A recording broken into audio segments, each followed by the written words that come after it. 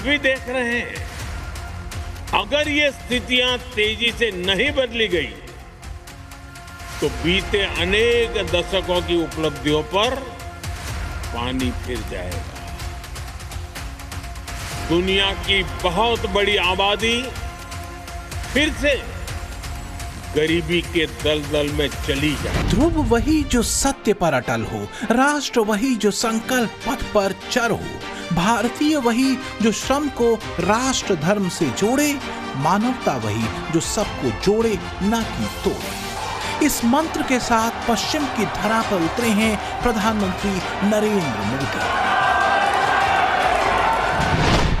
वैश्विक मंच पर मोदी के मंत्र के 4 सूत्र हमेशा से अहम रहे। युद्ध नहीं केवल बुद्ध, रार नहीं शांति और कारोबार, रण नहीं समृद्धि का प्रण और भय नहीं बल्कि मित्रता का भाव। साथियों, भारत और नीदरलैंड के बीच के रिश्ते की असली ताकत आप सभी हैं।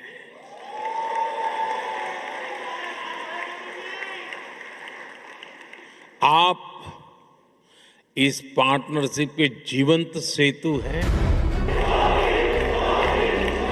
भारत माता के। चाणक्य नीति कहती है, सामना सर्वान वशे कुर्यात्, यानी मधुर वचनों, बातचीत और संधियों से सभी को अपने वश में किया जा सकता है। और युद्ध और महामंदी के आसन्न संकट के बीच मोदी इसी चाणक्य नीति से मित्रवत भाव लेकर पश्चिम की यात्रा करें।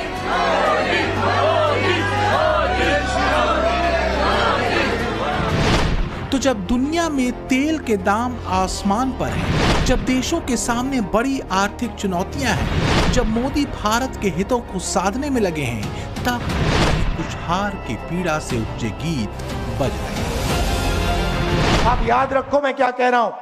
नरेंद्र मोदी को, अमित शाह को कांग्रेस पार्टी हराएगी, बीजेपी को कांग्रेस पार्टी हराएगी।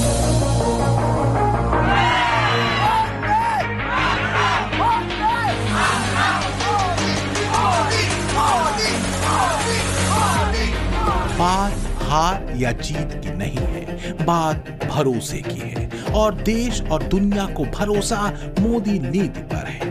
नीदरलैंड पहुंचे पीएम मोदी का हुआ भव्य स्वागत बता रहा है कि मोदी का सम्मोहन और मोदी पर भरोसा कायम है। बंगाल में चली मोदी लहर की चर्चा नीदरलैंड में भी हुई और जिक्र एक बार फिर झालमुड़ी का भी हुआ। असम, बंगाल,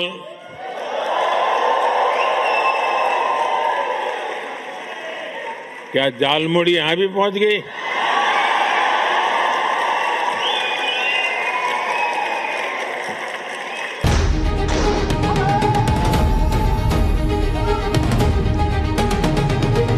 विश्व बंधुत्व के अपने सूत्र के साथ एक दिन पहले पीएम मोदी ने अपने मित्र अल नाह्यान से यूएई में मुलाकात की। भारत और यूएई के बीच कई बड़े समझौते हुए। भारत की एलपीजी सुरक्षा को लेकर महाडील हुई और शनिवार को पीएम मोदी का भव्य और दिव्य स्वागत नीदरलैंड की राजधानी द हेग में हुआ। भारतीय डायस्पोरा मोदी से मिलकर अभिभूत दिखा।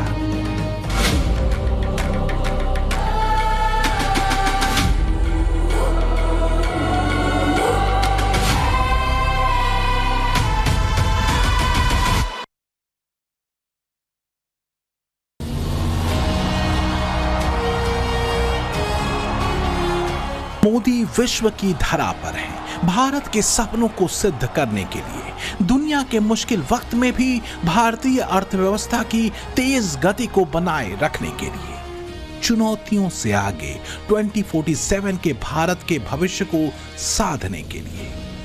अब बात केवल भारत के रूपांतरण भर की नहीं है, बल्कि उत्कृष्ट स्थान की है, बेस्ट पाने की है। और भारतीयों के सपनों के लिए मोदी का श्रम और जतन भी असीमित ही है। साथियों, दुनिया का कोई भी देश हो, अगर उसे आगे बढ़ना है तो उसे बड़े सपने देखने ही होंगे।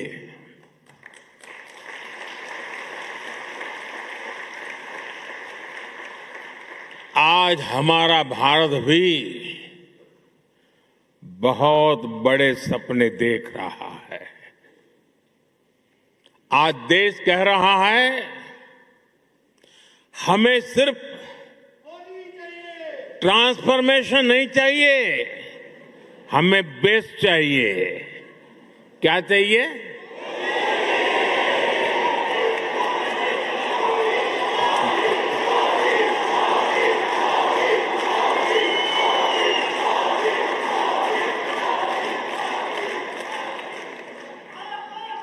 और हमें सिर्फ बेस्ट ही नहीं, हमें फास्टेस्ट चाहिए। और इसलिए जब भारत में एस्पिरेशंस अनलिमिटेड है तो एफर्ट्स भी लिमिटलेस हो रहे हैं। तो विश्व में चल क्या रहा है और भारत विश्व की गति में कहां खड़ा है, किस ओर जा रहा है, लक्ष्य क्या रखे हैं? 6 दिनों में पीएम मोदी की 5 देशों की यात्रा दरअसल इन्हीं सवालों के जवाब की एक रूपरेखा है, क्योंकि जियोपॉलिटिक्स में भारत और मोदी दोनों ही पर दुनिया की निगाहें जमी हुई हैं। क्योंकि अगर देखें तो हॉर्मुज ब्लॉक होने के चलते आए ऑयल संकट ने देशों की अर्थव्यवस्था पर असर तो डाला ही है। जैसे अमेरिका की इकोनॉमी फिलहाल स्थिर बताई जा रही है, हालांकि वहां पेट्रोल डीजल के दाम 40% से ज्यादा बढ़े। चीन की इकोनॉमी पर तेल संकट ज्यादा दबाव बना रहा है। यूरोप की अर्थव्यवस्था धीमी होती दिख रही है, तो वहीं भारतीय इकोनॉमी अपेक्षाकृत स्थिर कही जा रही है। अब जरा इन क्षेत्रों के इकोनॉमिक ग्रोथ पर भी नजर डालिए। IMF भारत की इकोनॉमिक ग्रोथ करीब 6.5% रहने की संभावना जता चुका है।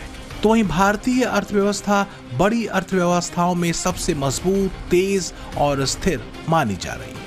IMF चीन के लिए 2026 में विकास दर का अनुमान घटाकर करीब 4.4% कर चुका है। यानी चीन की अर्थव्यवस्था धीमी है और दबाव में है।